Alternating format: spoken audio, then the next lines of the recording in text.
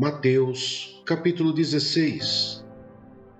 Os fariseus e os saduceus pedem um sinal.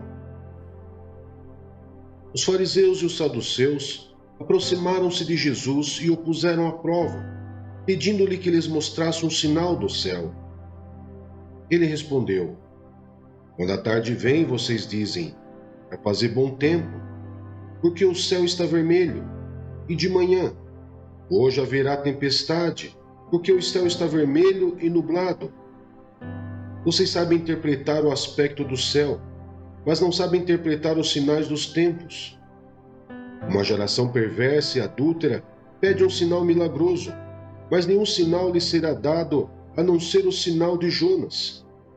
Então Jesus os deixou e retirou-se. O fermento dos fariseus e dos saduceus. Indo os discípulos para o outro lado do mar, esqueceram-se de levar pão. Disse-lhes Jesus: Estejam atentos e tenham cuidado com o fermento dos fariseus e dos saduceus. E eles discutiam entre si, dizendo: É porque não trouxemos pão. Percebendo a discussão, Jesus lhes perguntou: Homens de pequena fé, por que vocês estão discutindo entre si sobre não terem pão? Ainda não compreendem? Não se lembram dos 5 pães para os 5.000 e de quantos cestos vocês recolheram? Nem dos 7 pães para os 4.000 e de quantos cestos recolheram? Como é que vocês não entendem que não era de pão que eu estava lhes falando? Tomem cuidado com o fermento dos fariseus e dos saduceus. Então entenderam que não estava lhes dizendo que tomassem cuidado com o fermento de pão, mas com o ensino dos fariseus e dos saduceus. A confissão de Pedro. Chegando Jesus à região da Cesareia de Filipe, perguntou aos seus discípulos: Quem os outros dizem que o Filho do Homem é? Eles responderam: Alguns dizem que é João Batista, outros Elias, e ainda outros Jeremias, ou um dos profetas. E vocês? Perguntou ele. Quem vocês dizem que eu sou? Simão Pedro respondeu: Tu és o Cristo, o Filho do Deus vivo. Respondeu Jesus: Feliz é você, Simão, filho de Jonas, porque isto não lhe foi revelado por carne ou sangue, mas por meu Pai que está nos céus. E eu lhe digo que você é Pedro, e sobre esta pedra edificarei a minha igreja, e as portas do Hades não poderão vencê-la. Eu lhe darei as chaves do reino dos céus. O que você ligar na terra será ligado nos céus, e o que você desligar na terra será desligado nos céus. Então advertiu a seus discípulos que não contassem a ninguém que ele era o Cristo. Jesus prediz sua morte e ressurreição. Desde aquele momento, Jesus começou a explicar aos seus discípulos que era necessário que ele fosse para Jerusalém e sofresse muitas coisas nas mãos dos líderes religiosos, dos chefes dos sacerdotes e dos mestres da lei, e fosse morto e ressuscitasse no 3º dia. Então Pedro, chamando-o à parte, começou a repreendê-lo, dizendo: Nunca, Senhor, isso nunca te acontecerá. Jesus virou-se e disse a Pedro: Para trás de mim, Satanás. Você é uma pedra de tropeço para mim, e não pensa nas coisas de Deus, mas nas dos homens. Então Jesus disse aos seus discípulos: Se alguém quiser acompanhar-me, negue-se a si mesmo, tome a sua cruz e siga-me. Pois quem quiser salvar a sua vida, a perderá, mas quem perder a sua vida por minha causa, a encontrará. Pois que adianta o homem ganhar o mundo inteiro e perder a sua alma? Ou o que o homem poderá dar em troca de sua alma? Pois o Filho do Homem virá na glória de seu Pai, com os seus anjos, e então recompensará a cada um de acordo com o que tenha feito. Garanto-lhes que alguns dos que aqui se acham não experimentarão a morte antes de verem o Filho do Homem vindo em seu reino. Salmos, capítulo 139. Senhor, Tu me sondas e me conheces. Sabes quando me sento e quando me levanto. De longe percebes os meus pensamentos. Sabes muito bem quando trabalho e quando descanso. Todos os meus caminhos são bem conhecidos por ti. Antes mesmo que a palavra me chegue à língua, tu já a conheces inteiramente, Senhor. Tu me cercas por trás e pela frente e pões a tua mão sobre mim. Tal conhecimento é maravilhoso demais e está além do meu alcance. É tão elevado que não o posso atingir. Para onde poderia eu escapar do teu espírito? Para onde poderia fugir da tua presença? Se eu subir aos céus, lá estás. Se eu fizer a minha casa na sepultura, também lá estás. Se eu subir com as asas da alvorada e morar na extremidade do mar, mesmo ali a tua mão direita me guiará e me susterá. Mesmo que eu diga que as trevas me encobrirão e que a luz se tornará noite ao meu redor, verei que nem as trevas são escuras para ti. A noite brilhará como o dia, pois para ti as trevas são luz.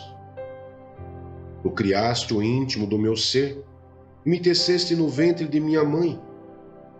Eu te louvo porque me fizeste de modo especial e admirável. Tuas obras são maravilhosas. Digo isso com convicção. Meus ossos não estavam escondidos de ti, quando em secreto fui formado e entretecido como nas profundezas da terra. Os teus olhos viram o meu embrião. Todos os dias determinados para mim foram escritos no teu livro, antes de qualquer deles existir. Como são preciosos para mim os teus pensamentos, ó Deus! Como é grande a soma deles! Se eu os contasse, seria mais do que os grãos de areia. Se terminasse de contá-los, eu ainda estaria contigo. Quem dera matasses os ímpios, ó Deus! Afastem-se de mim os assassinos, porque falam de ti com maldade, em vão rebelam-se contra ti. Acaso não odeio os que te odeiam, Senhor? E não detesto os que se revoltam contra ti? Tenho por eles ódio implacável, considero-os inimigos meus. Sonda-me, ó Deus, e conhece o meu coração. Prova-me e conhece as minhas inquietações. Vê se em minha conduta algo te ofende e dirige-me pelo caminho eterno. Jeremias, capítulo 2. A infidelidade de Israel. A palavra do Senhor veio a mim. Vá proclamar aos ouvidos de Jerusalém. Eu me lembro de sua fidelidade quando você era jovem. Como noiva, você me amava e me seguia pelo deserto por uma terra não semeada. Israel, meu povo, era santo para o Senhor, os primeiros frutos de sua colheita. Todos os que o devoravam eram considerados culpados e a desgraça os alcançava, declara o Senhor. Ouça a palavra do Senhor, ó comunidade de Jacó, todos os clãs da comunidade de Israel. Assim diz o Senhor: que falta os seus antepassados encontraram em mim, para que me deixassem e se afastassem de mim? Eles seguiram ídolos sem valor, tornando-se eles próprios sem valor. Eles não perguntaram: onde está o Senhor que nos trouxe do Egito e nos conduziu pelo deserto, por uma terra árida e cheia de covas, terra de seca e de trevas, terra pela qual ninguém passa e onde ninguém vive? Eu trouxe vocês a uma terra fértil, para que comessem dos seus frutos e dos seus bons produtos. Entretanto, vocês contaminaram a minha terra, tornaram a minha herança repugnante. Os sacerdotes não perguntavam pelo Senhor, os intérpretes da lei não me conheciam, e os líderes do povo se rebelaram contra mim. Os profetas profetizavam em nome de Baal, seguindo deuses inúteis. Por isso, eu ainda faço denúncias contra vocês, diz o Senhor, e farei denúncias contra os seus descendentes. Atravessem o mar até o litoral de Chipre e vejam. Mandem observadores a Quedar e reparem de perto. E vejam se alguma vez aconteceu algo assim. Alguma nação já trocou os seus deuses? E eles nem sequer são deuses. Mas o meu povo trocou a sua glória por deuses inúteis. Espantem-se diante disso, ó céus. Fiquem horrorizados e abismados, diz o Senhor. O meu povo cometeu 2 crimes. Eles me abandonaram, a mim, fonte de água viva, e cavaram as suas próprias cisternas, cisternas rachadas, que não retêm água. Acaso Israel, meu povo, é escravo, escravo de nascimento?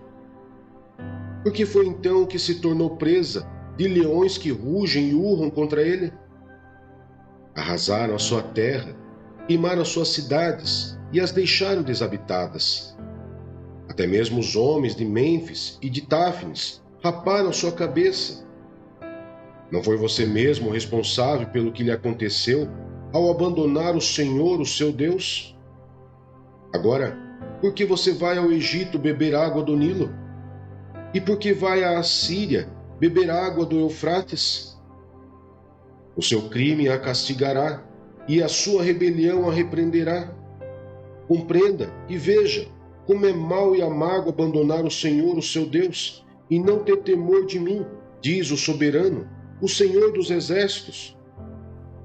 Há muito tempo eu quebrei o seu jugo e despedacei as correias que aprendiam. Mas você disse, eu não servirei. Ao contrário, em todo o monte elevado e debaixo de toda a árvore verdejante, você se deitava como uma prostituta. Eu a plantei como uma videira seleta de sementes absolutamente pura. Como então contra mim você se tornou uma videira degenerada e selvagem? Mesmo que você se lave com soda e com muito sabão, a mancha da sua iniquidade permanecerá diante de mim, diz o soberano Senhor. Como você pode dizer que não se contaminou e que não correu atrás de Baalis? Reveja o seu procedimento no vale e considere o que você tem feito. Você é como uma camela jovem e arisca, que corre para todos os lados, como uma jumenta selvagem habituada ao deserto, farejando o vento em seu desejo. Quem é capaz de controlá-la quando está no cio? Os machos que a procuram não precisam se cansar, porque logo encontrarão a que está no mês do cio. Não deixe que os seus pés se esfolem, nem que a sua garganta fique seca. Mas você disse, não adianta. Eu amo os deuses estrangeiros e continuarei a ir atrás deles. Assim como o ladrão fica envergonhado quando é apanhado em flagrante, também a comunidade de Israel ficará envergonhada. Seus reis e oficiais, seus sacerdotes e profetas. Pois dizem à madeira, você é meu pai, e a pedra, você me deu a luz. Botaram para mim as costas e não o rosto, mas na hora da adversidade dizem, vem salvar-nos. E onde estão os deuses que você fabricou para si? Que eles venham, se puderem salvá-la, na hora da adversidade, porque os seus deuses são tão numerosos como as suas cidades, ó Judá. Porque vocês fazem denúncias contra mim? Todos vocês se rebelaram contra mim, declara o Senhor. De nada adiantou castigar o seu povo, eles não aceitaram a correção. A sua espada tem destruído os seus profetas como um leão devorador. Vocês, desta geração, considerem a palavra do Senhor.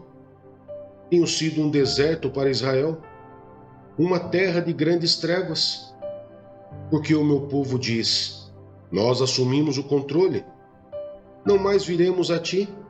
Será que uma jovem se esquece das suas joias, ou uma noiva de seus enfeites nupciais? Contudo, o meu povo esqueceu-se de mim por dias sem fim. Com quanta habilidade você busca o amor? Mesmo as mulheres da pior espécie aprenderam com o seu procedimento. Nas suas roupas encontrou-se o sangue de pobres inocentes, e não foram flagrados arrombando casas. Contudo, apesar de tudo isso, você diz: sou inocente, ele não está irado comigo. Mas eu passarei sentença contra você, porque você disse que não pecou. Por que você não leva a sério a sua mudança de rumo? Você ficará decepcionada com o Egito, como ficou com a Síria. Você também deixará aquele lugar com as mãos na cabeça, pois o Senhor rejeitou aqueles em quem você confia. Você não receberá a ajuda deles. Josué, capítulo 8. A destruição de Ai. E disse o Senhor a Josué: não tenha medo, não desanime. Leve todo o exército com você e avance contra Ai. Eu entreguei nas suas mãos o rei de Ai, seu povo, sua cidade e sua terra. Você fará com Ai e seu rei o que fez com Jericó e seu rei. E desta vez vocês poderão se apossar dos despojos e dos animais. Prepare uma emboscada atrás da cidade. Então Josué e todo o exército se prepararam para atacar a cidade de Ai. Ele escolheu 30.000 dos seus melhores homens de guerra e os enviou de noite, com a seguinte ordem: atenção, preparem uma emboscada atrás da cidade e não se afastem muito dela.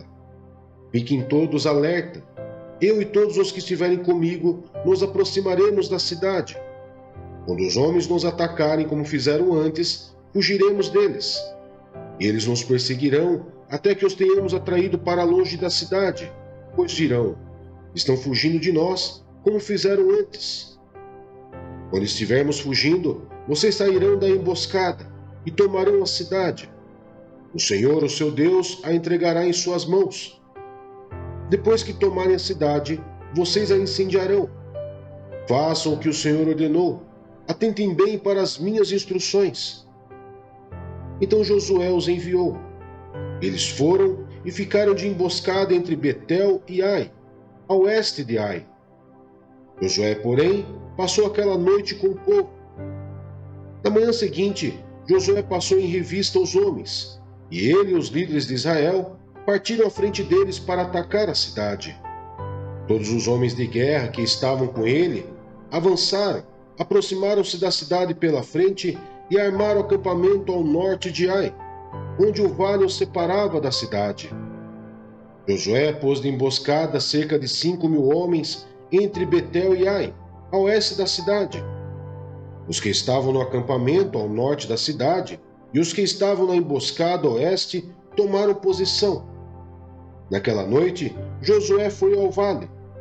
Quando o rei de Ai viu isso, ele e todos os homens da cidade se apressaram, levantaram-se logo cedo e saíram para enfrentar Israel no campo de batalha, no local de onde se avisa Arabá. Ele não sabia da emboscada armada contra ele atrás da cidade. Josué e todo Israel deixaram-se perseguir por eles e fugiram para o deserto. Todos os homens de Ai foram chamados para persegui-los. Eles perseguiram Josué e foram atraídos para longe da cidade. Nenhum só homem ficou em Ai e em Betel. Todos foram atrás de Israel. Deixaram a cidade aberta e saíram em perseguição de Israel. Disse então o Senhor a Josué: estende a lança que você tem na mão, na direção de Ai, pois nas suas mãos entregarei a cidade. Josué estendeu a lança na direção de Ai, e assim que o fez, os homens da emboscada saíram correndo da sua posição, entraram na cidade, tomaram-na e depressa a incendiaram. Quando os homens de Ai olharam para trás e viram a fumaça da cidade subindo ao céu, não tinham para onde escapar, pois os israelitas que fugiam para o deserto se voltaram contra os seus perseguidores.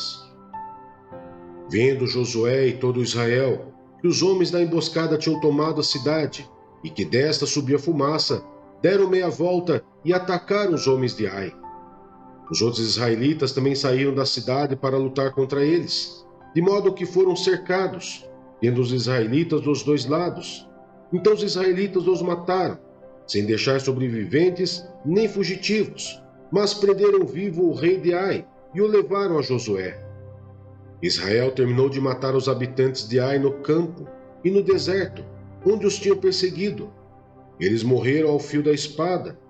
Depois disso, todos os israelitas voltaram à cidade de Ai e mataram os que lá haviam ficado. 12.000 homens e mulheres caíram mortos naquele dia. Era toda a população de Ai. O Josué não recuou a lança até exterminar todos os habitantes de Ai. Mas Israel se apossou dos animais e dos despojos daquela cidade, conforme a ordem que o Senhor tinha dado a Josué. Assim Josué incendiou Ai e fez dela um perpétuo monte de ruínas, um lugar abandonado até hoje. Enforcou o rei de Ai numa árvore e ali o deixou até a tarde. Ao pôr do sol, Josué ordenou que tirassem o corpo da árvore e que o atirassem à entrada da cidade. E sobre ele ergueram um grande monte de pedras, que perdura até hoje. A renovação da aliança no Monte Ebal. Então Josué construiu no Monte Ebal um altar ao Senhor, o Deus de Israel, conforme Moisés, servo do Senhor, tinha ordenado aos israelitas. Ele o construiu de acordo com o que está escrito no livro da lei de Moisés, um altar de pedras não lavradas, nas quais não se usou ferramenta de ferro. Sobre ele ofereceram ao Senhor holocaustos e sacrifícios de comunhão. Ali, na presença dos israelitas, Josué copiou nas pedras a lei que Moisés havia escrito. Todo Israel, estrangeiros e naturais da terra, com os seus líderes, os seus oficiais e os seus juízes, estavam em pé dos dois lados da arca da aliança do Senhor, diante dos sacerdotes levitas, que a carregavam. Metade do povo estava em pé, defronte do monte Gerizim, e metade defronte do monte Ebal. Tudo conforme Moisés, servo do Senhor, tinha ordenado anteriormente, para que o povo de Israel fosse abençoado. Em seguida, Josué deu todas as palavras da lei, a bênção e a maldição, segundo o que está escrito no livro da lei. Não houve uma só palavra de tudo que Moisés tinha ordenado que Josué não lesse para toda a Assembleia de Israel, inclusive mulheres, crianças e os estrangeiros que viviam no meio deles.